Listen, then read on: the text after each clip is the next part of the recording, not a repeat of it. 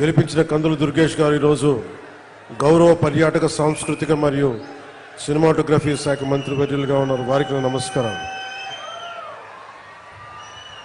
అలాగే శ్రీ కొలుసు పార్థసారథి గారు గౌరవ గృహ నిర్మాణ సమాచార ప్రజా సంబంధాల శాఖ మంత్రివర్యులు, వారికి నా నమస్కారాలు.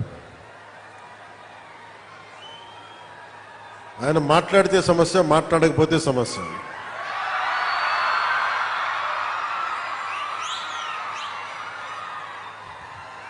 ఒకసారి మాట విరిచినట్టు ఉంటుంది, ఇంకోసారి ధైర్యం ఇచ్చినట్టు ఉండదు, ఒకసారి అనవసరమేమో అనిపిస్తాయి, ఒకసారి అవసరమేమో అనిపిస్తాయి. 6 అడుగుల బుల్లెట్ నన్ను కాదు, 6 అడుగుల బుల్లెట్ అంటే మన రఘురామకృష్ణరాజు గారు ఉపసభాపతి, వారికి నా హృదయపూర్వక నమస్కారం. ఆయన సభలో ఉంటే సరదాగా ఉంటుంది, సో వారికి నా నమస్కారం.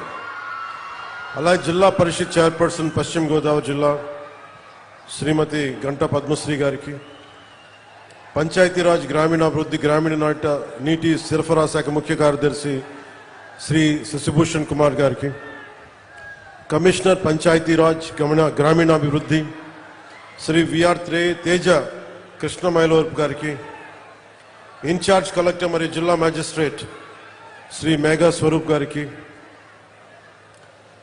శ్రీ కలెక్టర్ మరియు జిల్లా మేజిస్ట్రేట్ పశ్చిమ గోదావరి జిల్లా శ్రీమతి నాగరాణి గారికి, కలెక్టర్ మరియు మేజిస్ట్రేట్ కాకినాడ జిల్లా శ్రీ సగిలి షణ్మోహన్ గారికి, కలెక్టర్ మరియు జిల్లా మ్యాజిస్ట్రేట్ బిఆర్ అంబేద్కర్ కోనసీమ జిల్లా మహేష్ కుమార్ గారికి, కలెక్టర్ మరియు జిల్లా మ్యాజిస్ట్రేట్ ఏలూరు జిల్లా శ్రీమతి కె వెట్రి సిల్వి గారికి నా హృదయపూర్వక నమస్కారం.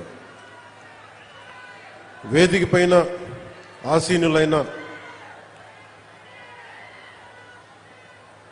బొడ్డు వెంకటరమణము చౌదరి గారికి,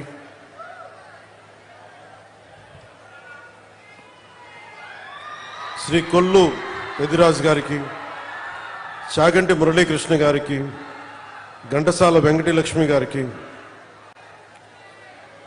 ఐతాబత్తుల ఆనందరావు గారికి, దేవి వరప్రసాద్ గారికి, గిడ్డి సత్యనారాయణ గారికి, బండారు సత్యానందరావు గారికి, వేగుళ్ల జోగేశ్వరరావు గారికి, నల్లమిల్ల రామకృష్ణారెడ్డి గారికి, బత్తుల రామకృష్ణ గారికి, జ్యోతుల నెహ్రూ గారికి, ముప్పిడి వెంకటేశ్వరరావు గారికి, పచ్చమట్ల ధర్మరాజు గారికి, చెర్రి బాలరాజు గారికి, పంతం వెంకటేశ్వరరావు గారికి, బూరుగుపల్లి శేషారావు గారికి, కొత్తపల్లి సుబ్బారాయుడు గారికి, కళ్యాణం శివ శ్రీనివాస్ గారికి, తుమ్మల బాబు గారికి,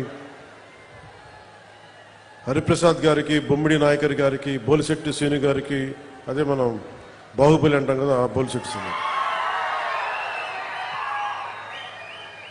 సో పులపర్తి రామాంజనేయులు గారికి, సోమవీర్రాజు గారికి, పేరాబత్తుల రాజశేఖర్ గారికి, ఐతాబత్తుల ఆనందరావు గారికి, వీరందరికీ పేరు పేరున నా హృదయపూర్వక నమస్కారం. ఇవన్నీ ఎందుకు చెప్తున్నాను ఈ పేర్లు అంటే, కూటమి ప్రభుత్వం అంటే ఇంతమంది కలిస్తే, ఇన్ని విభిన్నమైన నేపథ్యాల నుంచి, విభిన్నమైన పార్టీల భావజాలం నుంచి, వీళ్ళెవరు నా ఫ్రెండ్స్ కాదు, నా అన్నదమ్ములు కాదు, ఒక కుటుంబం కాదు, మేమందరం కలిపి ఒకటే కుటుంబం కోసం ఆలోచించాం. తెలుగు జాతి కోసం, ఆంధ్రప్రదేశ్ కోసం, మీకోసం మేమందరూ ఏకమయ్యాం.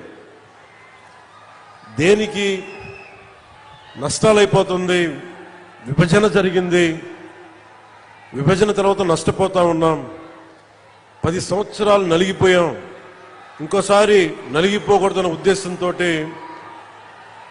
మొదటి రోజు నుంచి కూటమి ప్రభుత్వం కోసం తపన పడ్డాం. ఈ రోజున మనం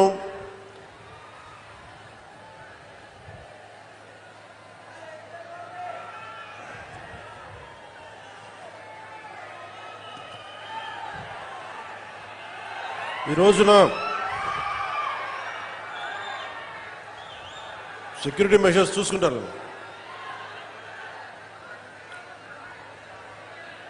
అమరజీవి జలద్వార ద్వారా చేపట్టిన వాటర్ గ్రిడ్ ప్రాజెక్ట్స్ నిర్మాణం కోసం రాష్ట్ర వ్యాప్తంగా 5 జిల్లాల పరిధిలో 7,910 కోట్ల రూపాయలని ఖర్చు పెడతా ఉన్నాం.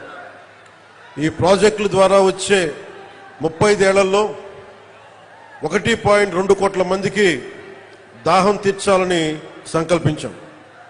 ముఖ్యంగా ఉమ్మడి తూర్పు పశ్చిమ గోదావరి జిల్లాల్లో తీర ప్రాంతం వెంబడి నివసించే మత్స్యకార సోదరులకి మేలు చేయాలన్న ఉద్దేశంతో ఎక్కువ తీర ప్రాంతాలను కలిపేలా ఈ ప్రాజెక్ట్ రూపకల్పన జరిగింది.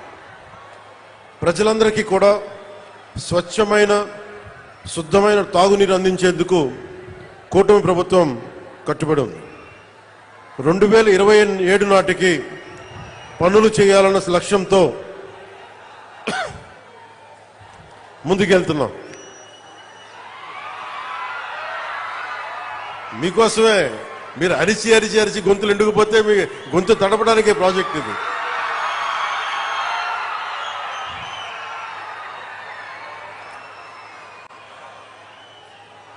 ఇది ప్రత్యేకించి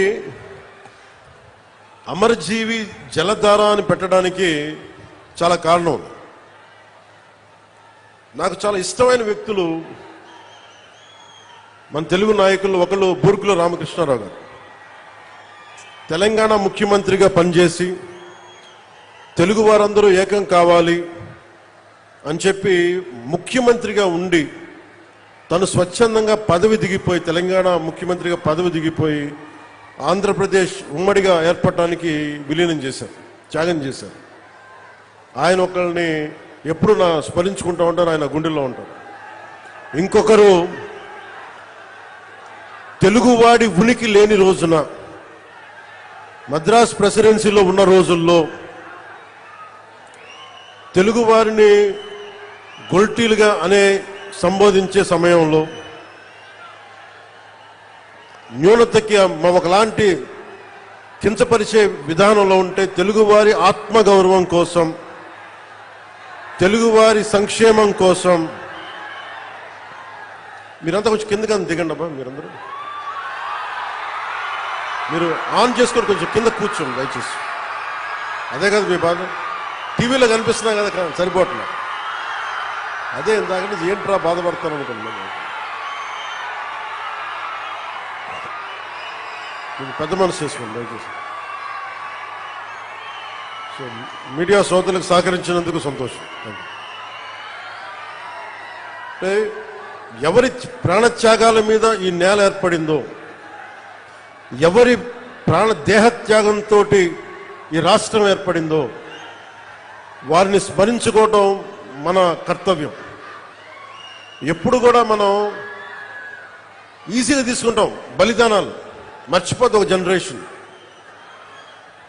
ఆయన మన కోసం ప్రాణత్యాగం చేశారంటే 50 రోజులు తిండి తినలేదు అనుకుంటాం. కానీ మనం ఎదిగే కొద్దీ, మనకి కష్టాలు వచ్చే కొద్దీ గత తరం చేసిన త్యాగాలు మనకు అర్థమవుతూ ఉంటాయి.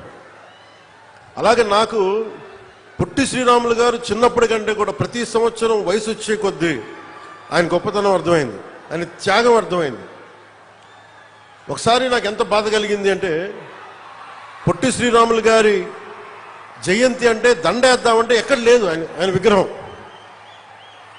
ఎక్కడో ఒక ఆర్య వైశ్య సత్రం దగ్గర ఉంది, అక్కడికి వెళ్దామన్నారు. అక్కడ పెట్టడం ఏంటని అడిగారు. అంటే అది ఆయన వైశ్య కులానికి చెందినవారు, అందుకని ఆర్య వైశ్య గృహాల్లో ఉంటాయి ఎక్కువ, అక్కడికి వెళ్దాం పదండి అంటే నాకు ఆ రోజు అనిపించింది, ఎవరి ఉనికి మీద ఒక గొప్ప నాయకుడిని ఒక వైశ్య కులానికి పరిమితం చేస్తారా? ఇన్ని వందల కులాలు ఉన్నాయి మన దగ్గర. ఇన్ని వందల కులాల కోసం ఒకడు ప్రాణత్యాగం చేస్తే మనం ఇచ్చిన గౌరవం ఆయనకు ఒక నెల్లూరు జిల్లాకి పరిమితం చేసాం. ఆయన గొప్పతనం నెల్లూరు పొట్టి శ్రీరాములు జిల్లా. రాష్ట్రాన్ని ఇచ్చిన వాడిని పెంచామా తగ్గించాం? ఆంధ్రులకి ఒక రాష్ట్రం కల్పించిన వాడికి మనం ఇచ్చిన గౌరవం నెల్లూరుకి పరిమితం చేశాం అంతే. గౌరవం ఇచ్చావా అంటే ఇచ్చాం.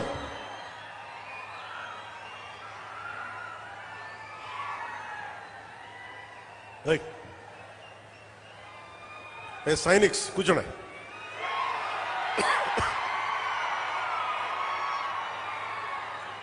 పోలీసు వారికి కూడా నా విన్నపం, వారిని ముందుకు రానివ్వకుండా చూడండి, కానీ దయచేసి వాళ్ళని ఏమనకండి. ఓకే ఓకే వినండి. ఓకే,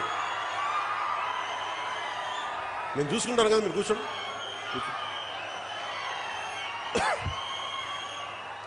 మీరే ఇలా అరిచే మీరు గొంతులు పోగొట్టుకుంటారు తప్ప.